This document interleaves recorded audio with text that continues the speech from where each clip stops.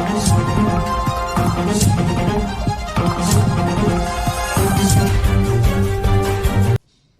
मैं हूं कुसुम, आप देख रहे हैं राजस्थान धड़कन न्यूज।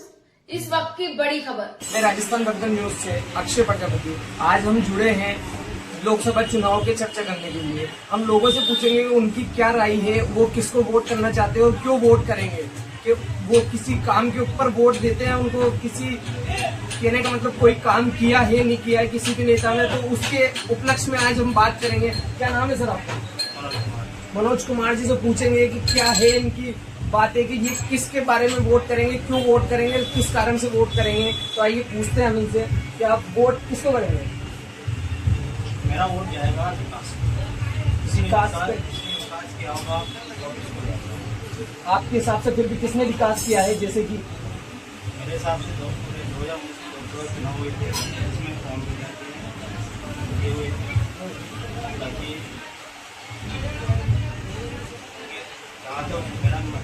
मेरा मत है, उन्होंने कोटा में काफ़ी विकास करवाया ताकि हमारे क्षेत्र में ग्रामीण सर्वे में विकास के नाम पे।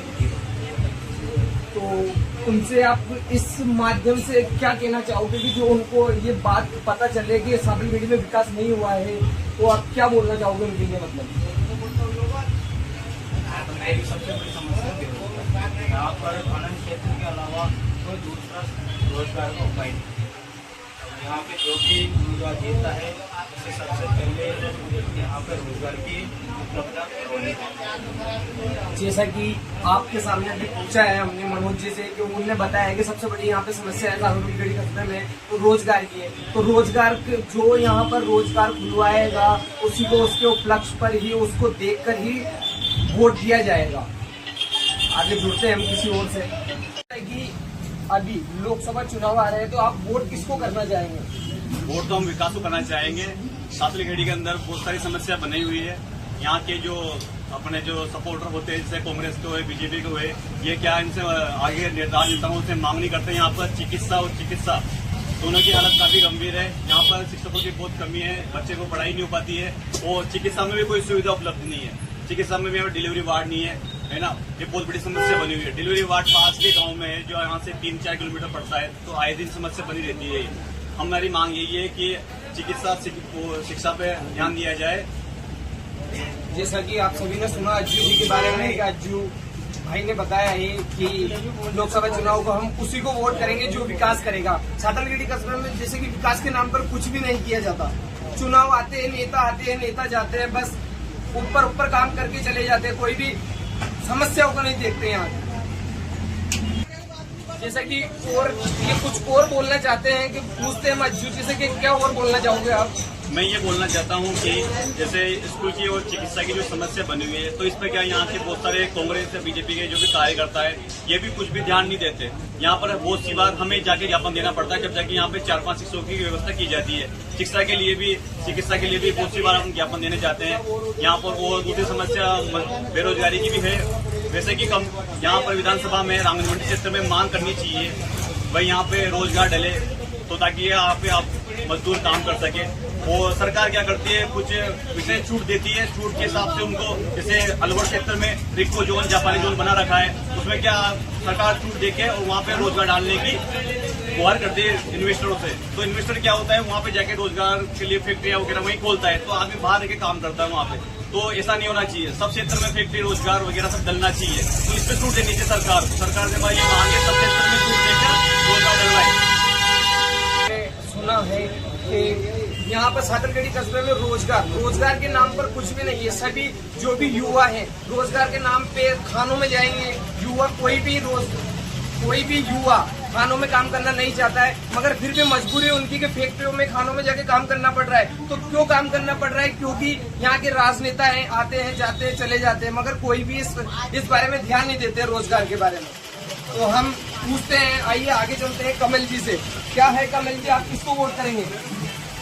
देखिए, मैं तो सनातनी हूँ, मैं भारतीय जनता पार्टी से जुड़ा हुआ हूँ और ओम जी बिरला साहब को ही वोट करूँ। तो क्यों वोट करना चाहते हैं हम ओम जी को, बिरला साहब को? अरे भाई, हिंदुस्तान में मोदी जी हिंदुस्तान को कहाँ से कहाँ ले 370 हटाएंगे, आपको अभी देखो गाँव के अंदर जो मोदी सरकार कर रही है वो कोई सरकार नहीं कर सकती।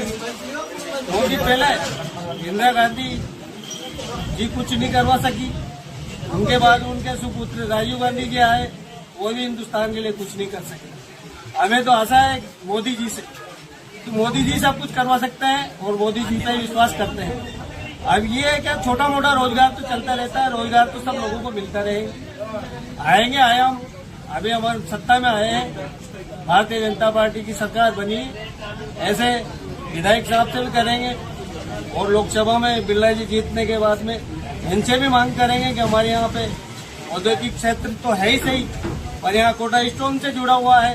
अब पढ़ा लिखा विद्यार्थी इधर उधर भटकते हैं तो इनके लिए ऐसी व्यवस्था की जाए, यहाँ रोजगार खोला जाए।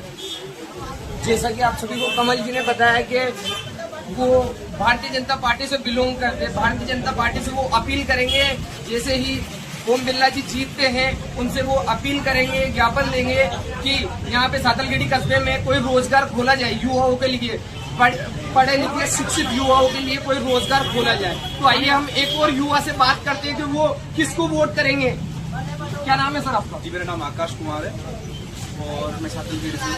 देखो, मेरा वोट जाएगा भाजपा को। भाजपा को क्यों वोट देना पसंद करते हो? देखो, भाजपा को वोट देना, देखो ग्रामीणों में विभिन्न प्रकार के मुद्दे होते हैं, ठीक है। सभी प्रकार की समस्याओं को एक तरफा से हल नहीं किया जा सकता, ठीक है। और बात करें तो अभी जो लोकसभा चुनाव है उसमें बात है देश की। आप देख सकते हो बहुत से विभिन्न प्रकार के मुद्दे हुए हैं, है ना। हम राम मंदिर की बात नहीं कर रहे, है ना। राम मंदिर बना, चलो ठीक है, अच्छी बात है, लेकिन राम मंदिर के अलावा भी बहुत सारे ऐसे मुद्दे थे जिसमें भाजपा को वोट देना सभी को जरूरी है ना। जैसे कि मान लो कि बालाकोट हमला हो गया, है ना, और एयर स्ट्राइक हो गया। जैसा कि हम पूछते हैं एक और युवा से कि इनका क्या, ये लोकसभा चुनाव में किसको वोट करेंगे और क्यों वोट करेंगे, आइए पूछते हैं। क्या नाम है आपका? मांगीलाल। मांगीलाल जी, आप किसको वोट करना चाहेंगे? मेरा जो वोट है वो जो देश के लिए काम करेगा और जो स्थानीय ग्रामीण लोग के लिए जो काम करेगा उनको मेरा वोट जाएगा। न मैं ये कह रहा हूँ कि बीजेपी को जाएगा न कांग्रेस को जाएगा, जो काम करके दिखाएगा वोट उसको जाएगा। जैसा कि आपकी नजर में सातलगढ़ी कस्बे में किसने काम किया है, किसने विकास किया है, कांग्रेस ने किया है या बीजेपी ने किया है, क्या है? सातलगढ़ी में अभी तक लगभग 3 से 4 सरपंच रहे हैं और 3 से 4 सरपंचों का हमने कार्यकाल देखा है यहाँ पर।